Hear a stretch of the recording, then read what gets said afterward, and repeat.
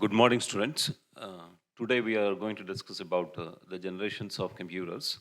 So last class we discussed the different components, early computing devices we have studied. So let us learn the generations, how computers, components, and the programming languages, and also the input-output devices, how they have changed, how they evolved. Today, what we have seen and how earlier computers were made up of. That is what we are going to discuss in this generation of computers. So the evolution of electronic computers over a period of time can be traced effectively by dividing the period into various generations. So each generation is characterized by a major technological development. The fundamentally the change the way computers are operated. So these help to develop smaller. That's very important. So as and also we have a economical, cost easy, and also we have a powerful, efficient, and reliable devices. So this is the changes we have seen as a generation. So in past generations, the computers were very big and very expensive. They are not much powerful. They are not efficient. They are not reliable. So in second generation, they are improved along with the devices. So what type of input device we use, what type of electronic component we use, and the cost is reduced as a time, we go with the generations. We can understand today it's available for 35, 40,000. So very powerful computers are available. But earlier it was very difficult. We'll see how these generations and what are the things happened in different generations.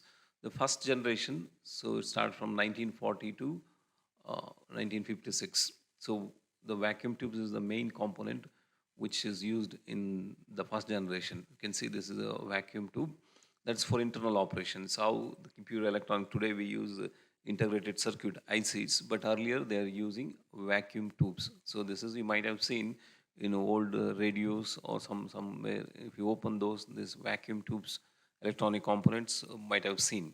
And maybe you are not familiar with this, but you can imagine this is an internal component, electronic component used for the operations in the early. That's the first generation of computer.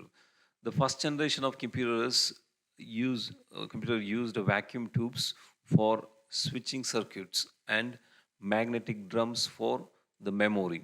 So what we are trying to use means the magnetic drums are used for the memory, and then the internal operations. So it's a for memory, whatever we call them main memory. There we use magnetic drums and vacuum tubes for the circuit internal operations. They were large in size. They are very big. That is also very important, and occupy a lot of space and produce enormous amount of heat. This was earlier, computers. They are very expensive, and they consume large amount of electricity. So they use a lot of electricity. Most of the times, the heat generated cause the computer malfunction, because when it becomes too much of heat means because all our electronic component and electrical component, because of heat, they may expand. The board may expand. So as a result, the computer may not function properly. That is a drawback, and that's why they have to switch off every half an hour, 1 hour, within 2 3 hours. Again, they have to switch off. Again, they cool the system. Again, switch on the system. This was a limitation earlier computer. Otherwise, if you use it for a prolonged time, that computers may not function. That is due to expansion or contraction. Because of heat, they become expansion.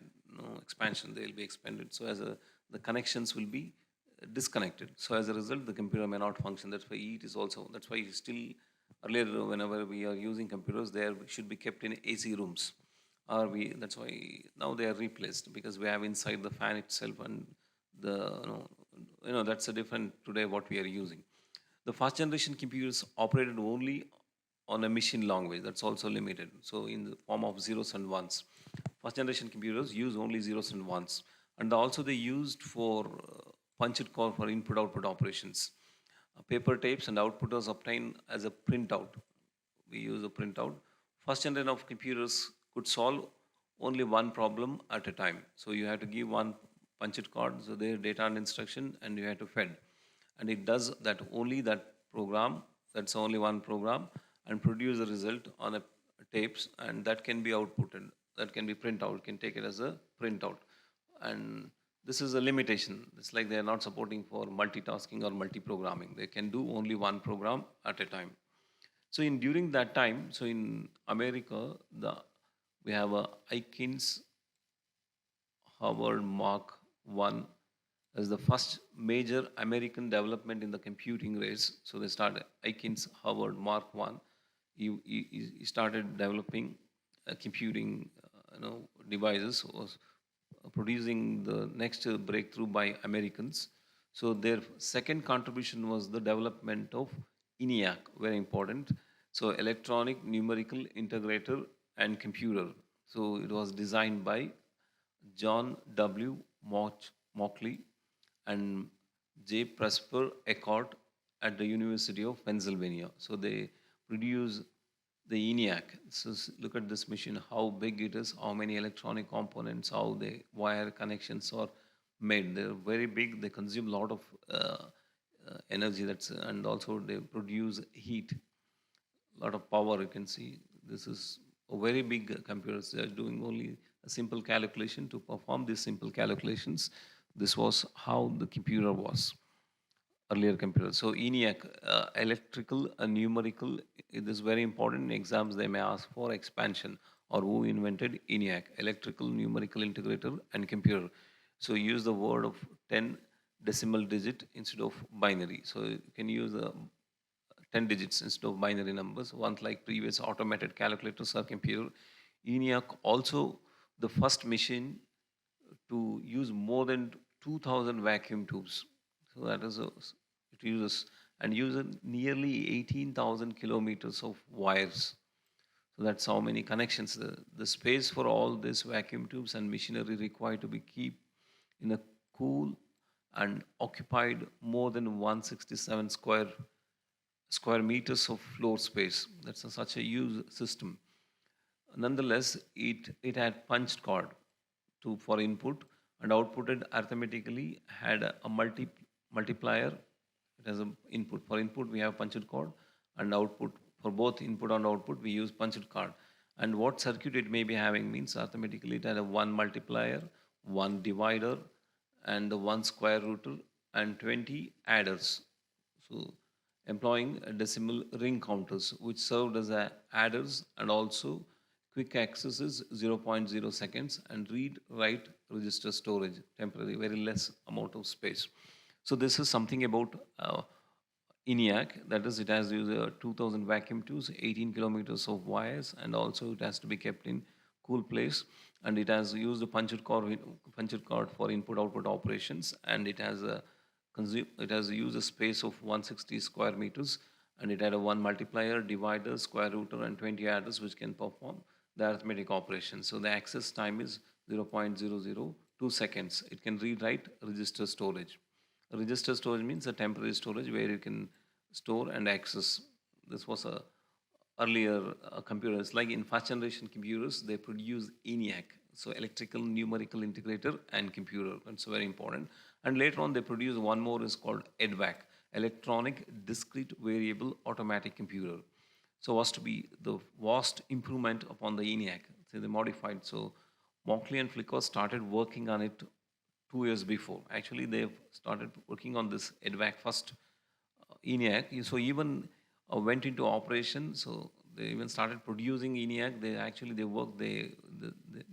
They worked on this, uh, and also they started functioning. So their idea was to have the program for the computer stored inside the computer. This would be possible because EDVAC was going to have more internal memory. So it has a more internal memory than any other computing devices to that date. So memory was to be provided through the use of mercury delay lines. So this we use a mercuries. That is through this where the memory was to be provided.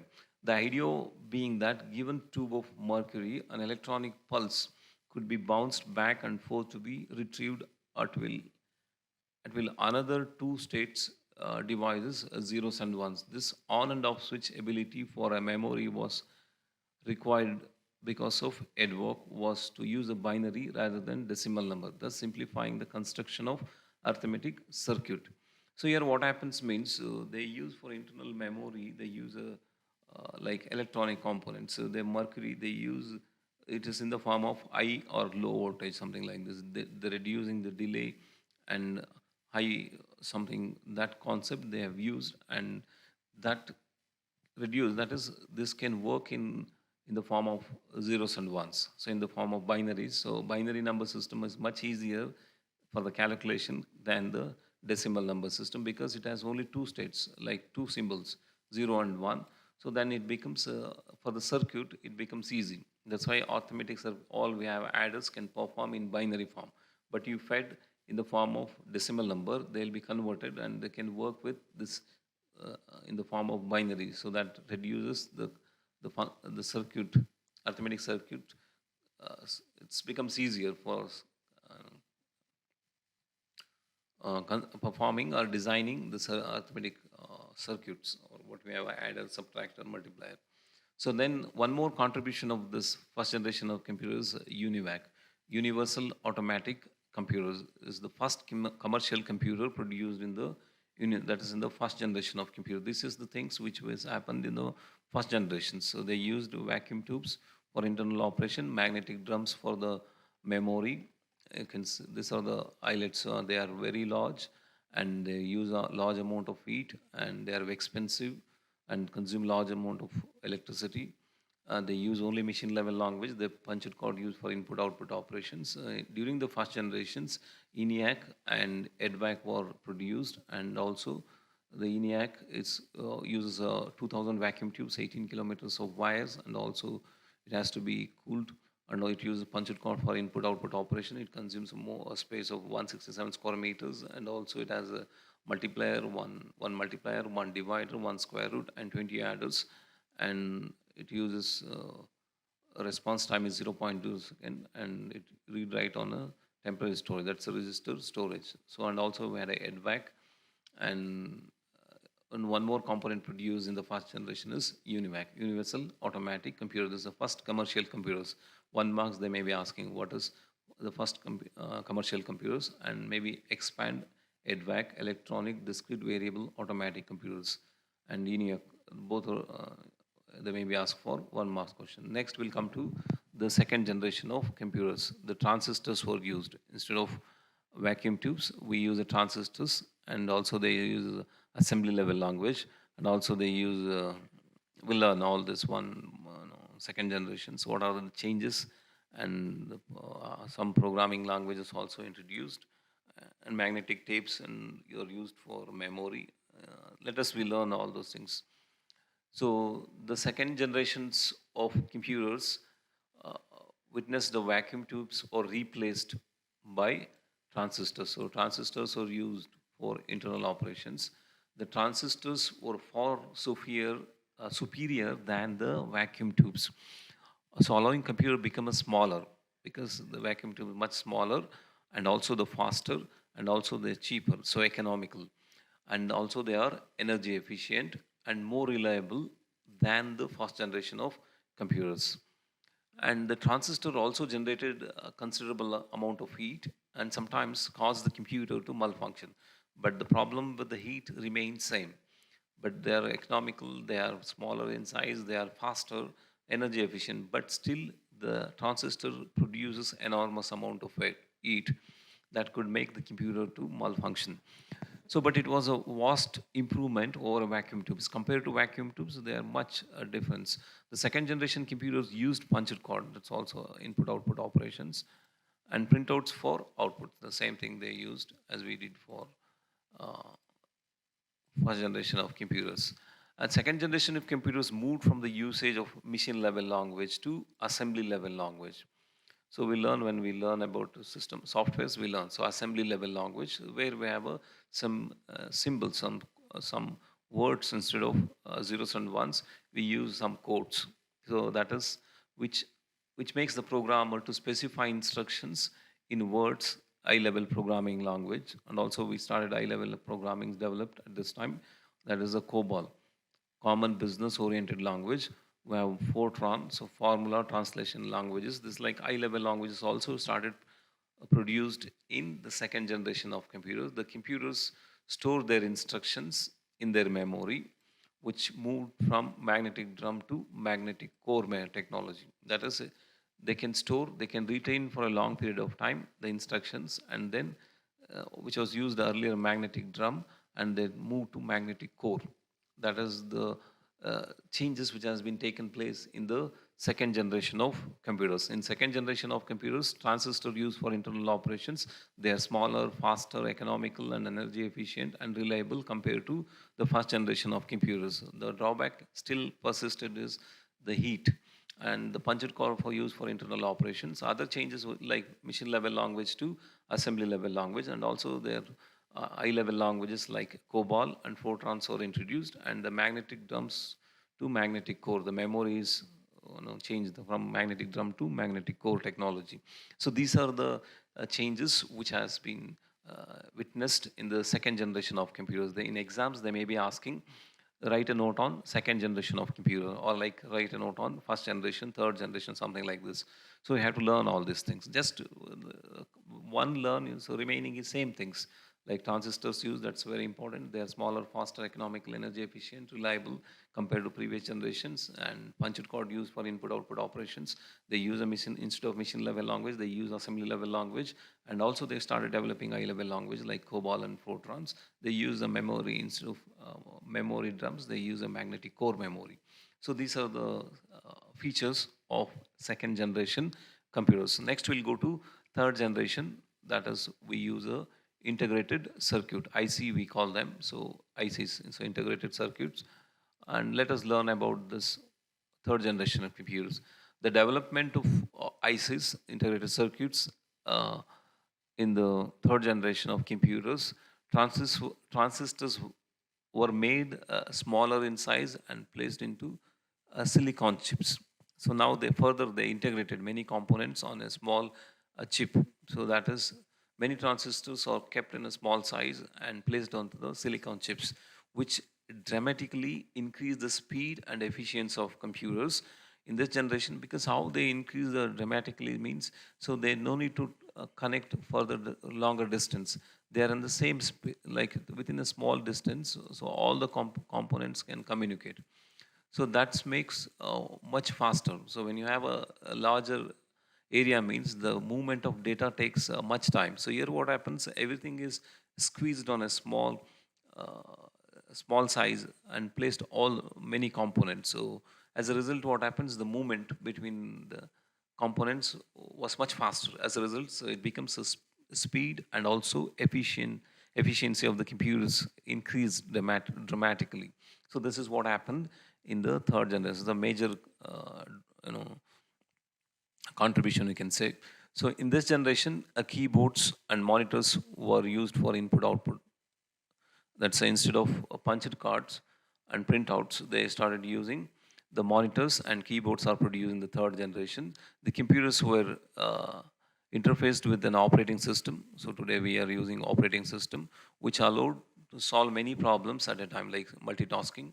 So some of the large scale integrations, very large scale integrations, were used in the third generation of computers. Next, we'll go for the fourth generation. So what is third generation of computer means? They use ICs for internal operations, and many transistors or uh, uh, transistor placed or made smaller in size and placed into silicon chips, which dramatically, that's one of the important, is they increase the speed and the efficiency of computers. And they use the keyboards. What we see today, keyboards are started from the third generation of computers, and also the monitors. So instead of punched cards and printouts, they use the keyboard and monitors. And also we introduce the operating system in the third generation. So operating system, and which solves many problems at a time. And also we have some of large scale integration, very large scale integrations are used. So that is what the fourth generation of computers now. Now, in the microprocessor brought for the fourth generation of computers, as a thousands of integrated circuits were built on a single silicon chip. As this is, as these small computers becomes a more powerful, they could be linked together to form a network. Eventually, led to the development of internet. So this is the fourth generation of computers. So in fourth generation of computers, that is microprocessor were introduced, and the fourth generation of computers use thousands of circuits built on a single silicon chip. So this is a small chip. On this, we have a thousands of many components. That's we are included. That is we call as a microprocessor. That's what we are today using. The today's still we do not tell the fifth generation of computers. So this is the fourth generation of computers. So where we squeezed many components. Like in a microprocessor, it has about many components on a small like this 50 paisa coin. So we squeezed many components, electronic components, and they are much powerful. As a result, what happens? The size of the computers is much smaller, and it's a small computers we call, because the size in terms of size become powerful. They are very powerful. They could be linked with the other computers to form a network. And in the fourth generation, so because you could be linked with one another, so we have a internet today. What we are using internet. So this is something about the fourth generation. That is what today still we do not announce the fifth generation of computers. So that is going to be the what is the next fifth generation of computers is present and behind. So what's the most important is the artificial intelligence or robotics, and this is one of the most important field. That is what we are using nowadays.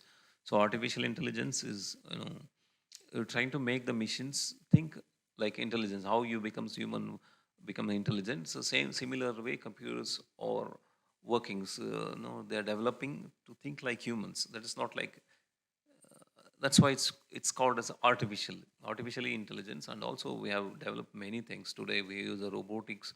We have make a robotic surgeries. We have artificial intelligence, and you have a recognition like many things. Your mobile. Take a simple example. Our how it recognizes your face, and locking system we are doing. There are many things. That's a simple example I've given. And in defense, they use artificial intelligence for. So when you go for higher studies, this field is if you want to be, you're interested in research means, and you want to work means, then artificial intelligence and robotics are the fields where you have a plenty of options. And what is a limitation means, what you require is the innovation, the way you think. So you have to be unique, and then you can develop many things. So that's why artificial intelligence means the first we must understand ourselves, how we function, how we work, what we are. Then you can similarly imitate artificially. That is what artificial intelligence. And this is one of the most important field of computer science. I hope when you go for MTech or when you complete engineering, you will understand about this. So still it is not, we are yet to be announced fifth generation. Still we are in the fourth generation. The fifth generation of computer devices based on artificial intelligence are still in the developmental stage. Fifth generation computers will come close to bridge the gap between the computing and thinking. And this is going to be very difficult, but still it reduces the gap. That's what is working. The like machines also started thinking like humans. Like it never going to be replaced or cannot be performed like humans. How human thinks, human brain is, we can feed as the machines, but still the gap can be reduced. So how we functions, similar way we can produce. The computers could also think like that. So then let us learn about the classification. What are the different types of computers available and how they can be classified? The classification of computers, we have uh, so classification of the electronic computers may be based on either the principle of operations, based on how they operate, or the configuration, by configuration, and also the size and speed of doing things, computation, and storage capacity. Based on this, we have a different types of computers. Like you have construction and working, we have analog computers, we have a digital computers, we have a hybrid computers. Based on the usage, that is a special purpose, and we have a general purpose, depending on the number of a microprocessor. So we have a sequential or serial, another is a parallel processor. And number of users, how many users we are using. So single user, multi-user, or like network. We'll discuss all this one by one. And area of application like business or scientific. And also depending on the memory size, word length. It's a 8-bit computers or 16-bit, now 32-bit or 64-bit are also available nowadays. And size and capability. So that's a microcomputers, mini computers, mainframe computers, and supercomputers. So these are the different computers. So let us discuss about classification based on the principle of operation. So based on the principle of data handling, computers are classified analog, digital, and one more is hybrid. So depending on how computers components work with the data, so there we have analog computers and then we have a digital computers, and also we use hybrid computers. So analog computer is a computing device that works on the continuous range of values rather than it's we call it as a measuring with the minimum value and maximum value. That's a keep measuring. So it's a measuring rather we can analog is nothing but a measuring device. So at a given point of time, so any value can be attained which is dependent on the previous value. So now we have something like temperature, we have a 20 degree, then it's 30 degree, 40 degree. So it keeps measuring. That is how analog computer works. Analog computers give approximate results since they deal with the quantities that vary continuously. So it's not exactly, but vary so continuously. Therefore, they will get approximation result. Exactly not, we will not get. So to represent analog graph, there must be two quantities because one with respect to maximum. That's how it works. So we'll see. We'll understand when we learn about this analog computers and digital computer. What it does means the digital computers are those that operate with the numerical or otherwise they're represented in digital form. What is digital form means? The computers in the form of digital values. That is what we call in the form of numbers, zeros, digits, zeros and ones. They give the result with more accuracy because it has to work with 0 and 1. It works, yes, otherwise no. There is no continuous measurement or something. It is in the form of zeros and ones in digital form. So the accuracies and also they are much faster compared to analog computers. Hybrid computers uh, incorporate the measuring features of analog computers and also the counting features, the calculation of digital computers. For computationals, it uses analog components. For storage, it uses a digital memories. So that is how hybrid computers are made up of. So this is analog computers where we can see that. So there is a continuous changing with respect to a time, or like there is a two quantities we have discussed. There is a changes. So analog computers works on the principle of measuring, in which the measurement is obtained or translated into data. So whatever we are measuring, that will be converted into, like we have this something, we have this is.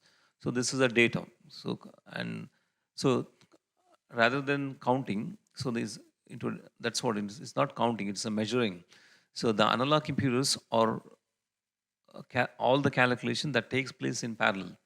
So in analog computers, what happens? All like we are parallel it is taking. So it is measuring and making calculation, counting. Everything is done in parallel. Hence, it's quite faster in terms of calculation. They are not accurate, but they may be faster because they're done parallelly. So modern analog computers are usually employ electrical parameters. That's why electrical voltage, how it is like voltage, how much, and also resistance or currents to represent the quantities being manipulated. So we take that voltage levels or the resistance offered by electronic or the power current it's flowing through. So based on these quantities and manipulated, using this we can manipulate, and such computers do not deal with directly with the numbers. They do not work with the numbers.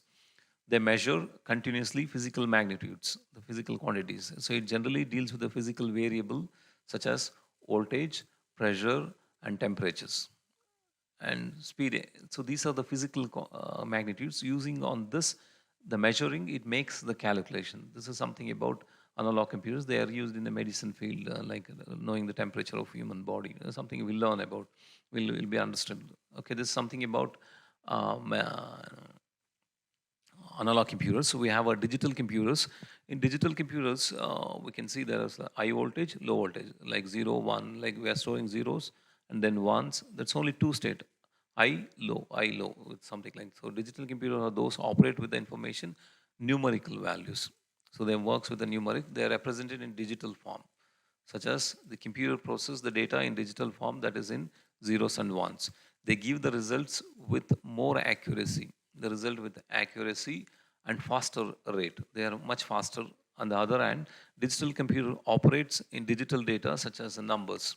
It uses a binary number system. I think you are familiar with binary number system. in which there are only two symbols, that is zeros and ones. And each one is called a bit, and all the data represented will be in the form of series of zeros and ones. So not dependent on time of other values. Digital computers are unique. The digital computers made up of both general purpose and special purpose. Special purpose computers is one that built for a specific applications. So there's something about digital computers. That's what we are using. They're much faster. They'll be using a binary number system. They represent in the form of a group of bits, series of bits, and much faster. And they're used. They can be general purpose. They're also specific purpose. That's what we are using today's computers. And general purpose computers used for any type of application. It can store different programs and do jobs as per the instructions specified in the program. So most of the computers use digital computers today. Whatever the word comes digital, we have many things digitals. That is where we use digital computers. So whenever it comes in the digital word means, so it should be in the form of zeros and ones. Whereas any field of we use the word digital. So next we have hybrid computers. So it's a combination of computers that are capable of accepting inputs and outputs in both digital and analog signals. Hybrid computer system setup offers a cost-effective method to performing complex situation. So hybrid computer systems, a combination of desirable features of analog and digital computers. It is mostly used for automatic operation of complicated physical process and machines. So nowadays, analog to digital, digital to analog converters are used for transforming data into suitable form for either type of computation or manipulation. For example, in hospitals, so automated, that's ICU we call, ICU, automated intensive care. Analog devices might measure the patient's temperature, that's blood pressure, and other vital signs. So these measurements, which are in analog, might then be converted into digital form. There is a digital components in the system. So these components are used to monitor the patient's vital sign and send signals if any abnormal readings are detected. So hybrid computers are mainly used for a specialized task. So then we have a classification based on the computer's size, and that will continue in the next class.